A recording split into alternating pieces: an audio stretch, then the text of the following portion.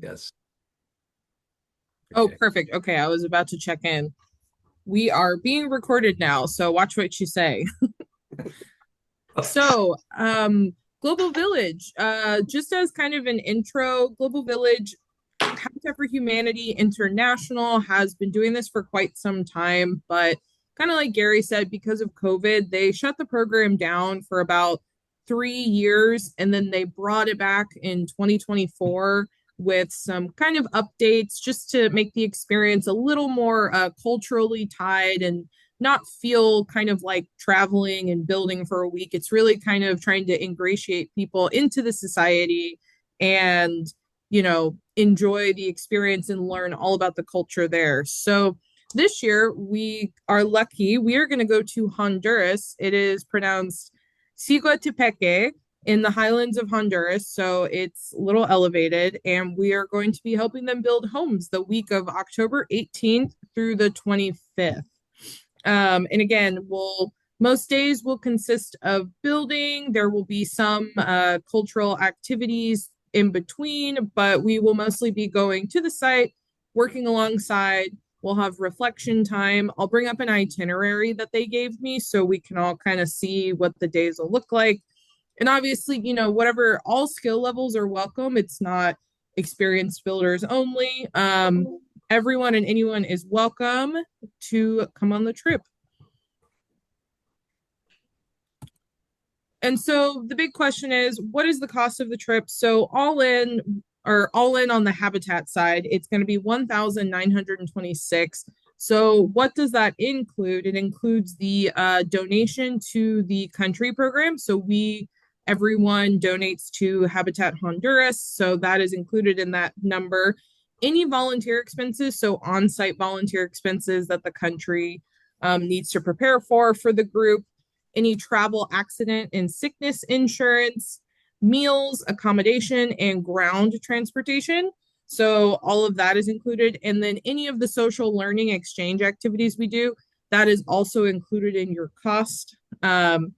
What it doesn't include is any vaccination fees, airfare, and visa fees. But I did look this up. We shouldn't need visa fees to go to Honduras. It looked, above water there. And what is cool is for the meals and accommodations, they can really accommodate you if there's any dietary needs or restrictions. And as far as accommodations, if you need a separate room, we can work together on that as well. So we do typically book rooms with people together, but we can be accommodating on that. Is there any questions on this slide or?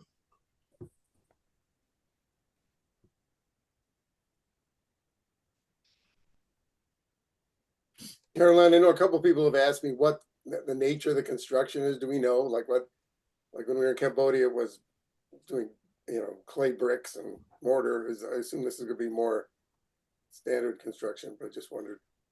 Yeah, so I've been trying, I need to get connected with the in-country program people. Honduras is very busy. I know they have an election cycle coming up, so the country is kind of tracking that and the country program as well. Just kind of waiting on some final confirmation on information like that. So I don't know exactly. I do know often it is like the clay or the mud houses that are being built there, and that's what was indicated to me. So kind of heavy lifting, cement. It's gonna be I mean, you can go at your own comfort level, but there is gonna be some kind of heavy duty thrown in as well.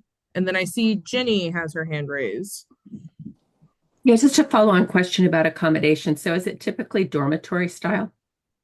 It is hotels, so it'll be a hotel, but they try and book two people to a room, but we can accommodate like if you would like a separate room or if you and your husband would like a room together, that's like completely reasonable to ask and we can make that happen. Okay, thank you. I have to sleep with Leona. Put it on mute. Watch it, Gary. Yeah, so I also promised to keep it short and sweet today. I just want to open up the floor to any questions, but I am going to show you guys a sample itinerary that we have that Habitat has provided. Can everybody see this now, the like Word document? It's kind of small. So in a typical global village build, oh, I need Caroline, hold on one second. Yes. I think we're still looking at the PowerPoint. At least Shoot. Okay. Sorry about that. no worries. One question while you're getting that set up that I've had from people is the specific dates. So there's the fly-in date. Oh, you're going to do that right here. You got it right here. Yeah. You were 2 steps ahead of me, Jim. No, I probably was 2 steps behind. Here we go. So this is kind of the itinerary we're looking at. So day 1, so that is going to be October 18th. Everyone will arrive around the same time to the Palmorella Airport. Habitat staff will be there to meet us in a designated place. The group vehicle will pick us up and take us to the hotel. On this first day, it's really arriving, getting situated, all that fun stuff. The van, I will say they do have the van doesn't travel between cities after 6 p.m. So if you do choose to come on the trip, we need to coordinate our flights accordingly so that we can meet the timeline of the in-country staff. And we'll wait for anybody, but there's usually like a window of time. So really that's just arrive at the hotel. We'll have dinner at the hotel, kind of settle in. And then day 2, breakfast. And, there's locations nearby if you would like to go off on your own or if you would like to eat breakfast at the hotel. Quick orientation. We're going to visit the community and familiarize ourselves. Again, our in-country hosts will kind of walk us through this. We'll have lunch with the community. We'll have a little bit of free time, and sometimes in the free time, we'll do reflections, kind of talk about what we're seeing and learning and where we're headed, what we're doing. And then we'll have dinner. So again, day 2, really settling in and getting to know the community that we're going to be building homes in. So day 3 is the big day. Breakfast, travel to the build site. We'll meet either one family or a few of the families. We'll get started with our safety equipment and activities, construction safety and security introductions, and just, again, getting the lay of the land, and we will get to work. And again, all snacks, water will be provided at site or at the hotel. You can bring your own water bottle. I don't know, like running water wise, they haven't indicated to me if it's like good, bad. I know we're very spoiled here in the United States to have good water. So I can follow up on that, but definitely if you want to bring your own water bottle, you can. I just know they might have some like set aside clean water for us. We'll take lunch, again, walking around the neighborhood. It's guided observation. Work a little more, travel back to the hotel. So again, we'll be picked up, we'll be taken to the construction site and back to the hotel each day, reflection time, and then dinner. And day 4, more or less, looks like day 3, but on day 4, that is when we get to do our social learning exchange. It looks like we are going to get to do a cooking class with some of the local women in the community. They offer this to people who are willing to go out. So I don't know the dish yet. I need to ask them if they're willing to divulge or if it's a surprise, but we will be doing a cooking class. I'm actually pretty excited for that. I enjoy cooking. And then again, travel back to the hotel, have a little free time, reflection, and dinner. Again, day 5, that's a work day. Snack break, rest, lunch, work. That'll be kind of rinse and repeat for day 5 and day 6. And then on day 7, we get to go back to the project location. We'll be working about a half day for that one, but after lunch, the community will do a farewell ceremony for all of us and them included. We'll get to celebrate with the families, any cultural performances, and just typical Honduran games, which they haven't indicated what that is here. So again, very excited to take part in that. And we'll head back to the hotel, have a little bit of rest time, and then dinner at a local restaurant. And then day 8, departure day, that is the following Saturday on October 25th.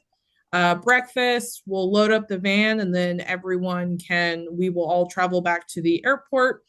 If you're trying to stay in country or doing some adjacent country traveling, you can catch this van back to the airport and kind of splinter off there. But any other costs associated that aren't on this itinerary are costs that you, the individual, will take on yourself. Hey, Caroline, And I'm quick, happy to go back, and if there's any day or questions, I can scroll back up. We can walk through it again. Caroline, real quick on the vaccinations. Are there any specialized sort of vaccinations, or if you just have your standard, you know, uh, typical vaccinations handled? Is that Yeah, required? typically, there's no special ones for this one. There was, something about yellow fever, but it had some like really odd Mhm. restrictions if you're like over 80 and you traveled out of the country last year but they do recommend getting your COVID vaccination and you can stay up to date. I apologies. I just don't know how well funded or updated, but there is a government program called STEP, and you can look at the in country, and it's like step.gov, Okay. and it'll tell you everything you need to know about the country. It'll kind of, if there's any security concerns going on, it'll let you know all of that good stuff. And again, the vaccinations are on there. The CDC also provides some really good guidelines about out of country travel if you're want to do some extra research. Um, I will be, since I'm your all's team leader for this global village trip, I'll definitely be sending out reminders if Habitat for Humanity International is recommending any vaccinations. Typically, we would ask people to get any vaccinations between August and September. So we will let you know in July if there's any recommended or mandatory vaccinations. Okay. Great. Caroline, do you know, I like, have oh, sorry, go ahead. do you know if the place where we'll be staying, the hotel, is it like in the same town? Are we traveling a ways out to a village where we're doing the work? What's the, Yeah, so the hotel is going to be situated in a town, and I believe she told me it's between 30 and 45 minutes to the work site each day. That's just kind of how it's a little more remote, yeah, but the hotel will be more in like a smaller city center. is the name you've given us the name of the, the place where the hotel would be, the smaller city, or is that the little village where we're actually working? So Tepeque is the name of like the larger territory, but I'll have to look up the name of the smaller city that the hotel is in. But that's kind of like that area, and there's rural parts and more dense parts. It might be a good thing to follow up with. I could send up the link for the town name and the hotel. Kristen, did you have? Absolutely, yeah. I can definitely send a follow-up email with a lot of this information. Jim and Gary have a lot of this as well, but I'm here to be a resource for you guys. And I think, did someone else have a question? I just didn't see a. Yeah, I had a question. So, this might get a little touchy with people, so bear with me. I'm not trying to offend anyone.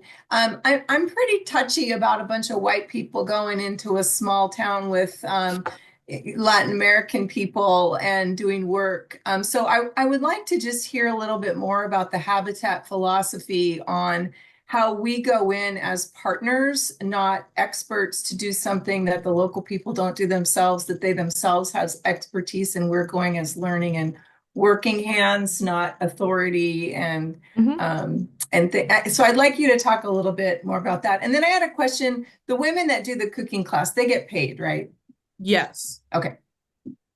So to your first question, absolutely not touchy at all. Actually, when Habitat restarted the program in 2024, the focus was really on, are we just sending a bunch of white people in to go and take pictures and come back and share that with all their other white friends?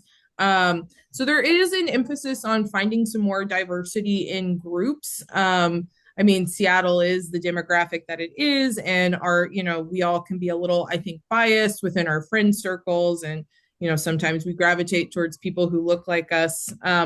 But typically, so the in-country program, they are the drivers. We are the helping hands. We show up. whatever they're telling us to do, we are following that. We're making sure, we're trying to help as much as possible. Again, in country like Honduras, Guatemala, Vietnam, a lot of these countries, the habitat affiliates apply to get more volunteers to these locations because they just kind of struggle getting the volunteers locally.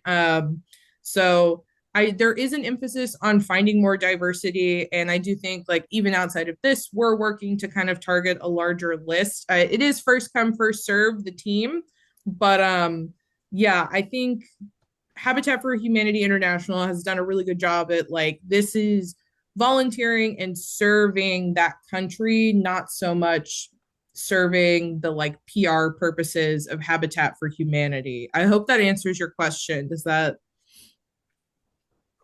Yeah, mostly I think it's just awareness of our own, where we are in our humility and where we are in our attitudes and our hearts. And so I just think that's always good to keep at the forefront.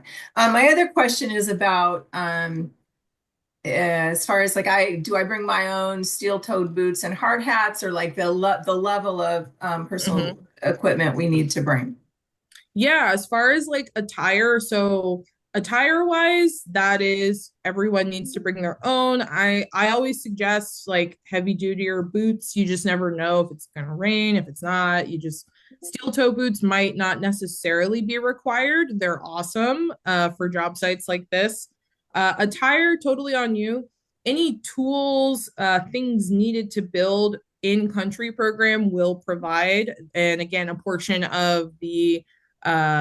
a portion of that cost I showed earlier is going towards those volunteer expenses so that the in-country program isn't just like paying out of pocket and basically losing money on a team coming in. So part of that money is going towards volunteer expenses, but I definitely recommend it's, kind of the end. It's going to be warm, but a lot of people do recommend long sleeve shirts. I know you kind of sweat a little more, but it keeps the sun off of you. Hats will have hard hats if they recommend it or it's required. So you can bring your own hard hat, but not required. They will have all of that at the site. Safety glasses, any protective equipment. Again, you can bring any protective equipment of your own, but they will be providing a lot of those things as well.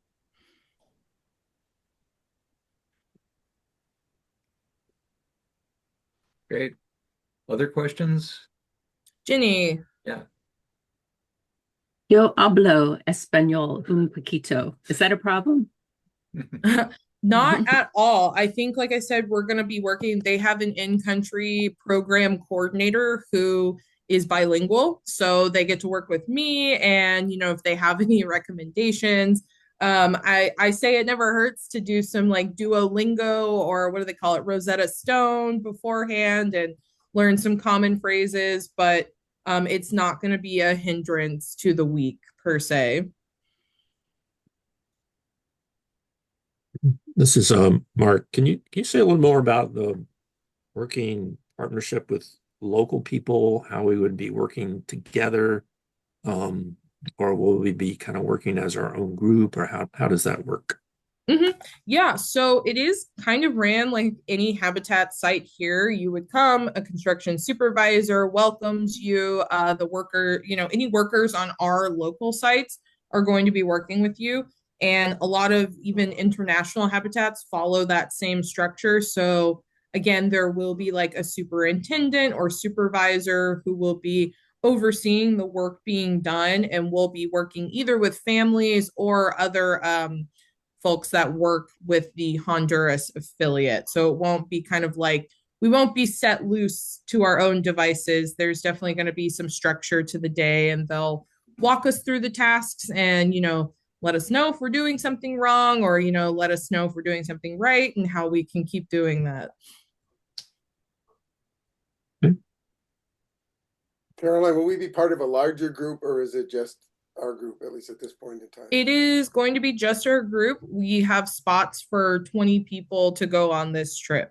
So we'll have about 21 people, including myself, but 20 of those will be volunteers.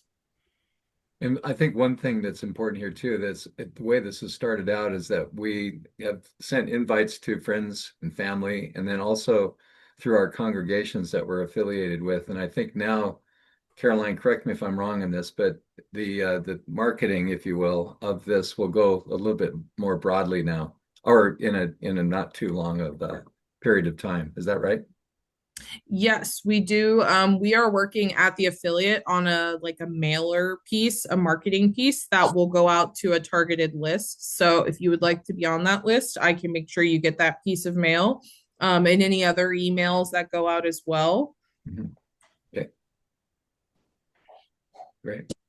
And I Caroline, guess what I about, also just want to reiterate, I will be there with you guys along the way. It's not like you sign up and you're on your own and you have to figure out your flights and your vaccinations and any of this. I'm here to help you. I will be going on the trip. I'm very excited for it. It's our first one since COVID. I'll be kind of staying on top of everybody. Like I said, I'll be hopefully like a really fun concierge for this group. So Alec, did you have a question? No, I'm just listening and digesting. Okay, mhm. good. Caroline, for anybody who's serious about it though, and really considering it, don't you want to get that information sheet completed with a, Yep. We do have an intake form. We're just going to ask some kind of general questions, first name, last name, passport number. I will say passports do need to be valid for up to 6 months after the travel date. So if your passport, you might need to re-up your passport. I would start thinking about that. I would just look at that expiration date and we can work together. I'll also send that intake form around to everyone who joined us today if you want to take a look at it. If you're serious and ready to get committed, fill that out and send it back to me or send it to Jim or Gary, whoever connected you, and we will make sure you're on our list.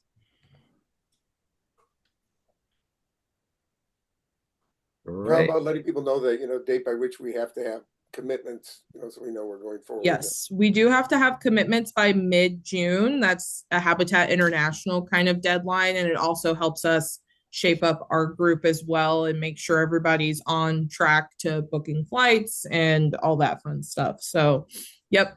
And just so you know, the payments will be made to Habitat SKKC. We hold that payment, and then we give all of that money to International about a month out. It's just how they have it set up. So I just want everybody to know that. And we are kind of just figuring out the best way to collect payments. Great. So speaking of payments, when are you looking to get that? Yes. So payments, we are hoping we want to confirm the team by mid-June, and then we would like to get all final payments by the end of June.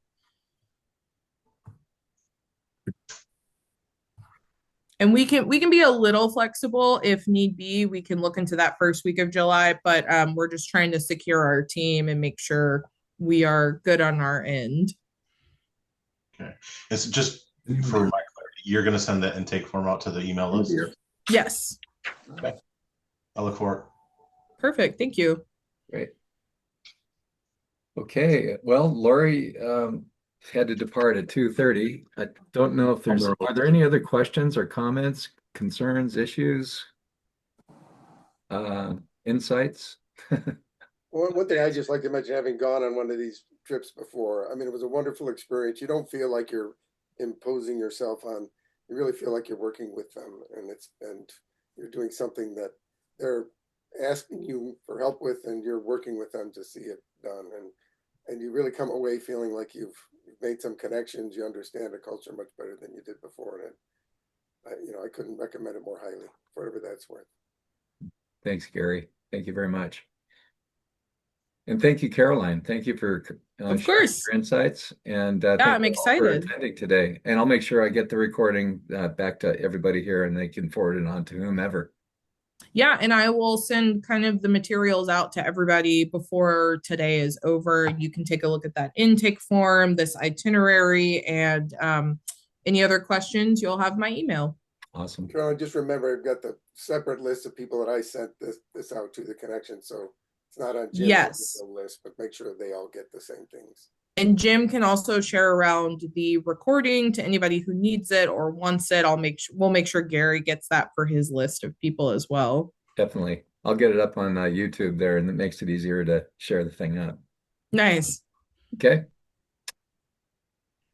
Thank you, everybody. Thanks, Caroline. Thanks, Yeah, Jim. thank you all so Yeah, much. put this Thank you. together. Coming and Yes. joining us. Talk to you soon. Thanks all. Thank you. Bye Bye now. now.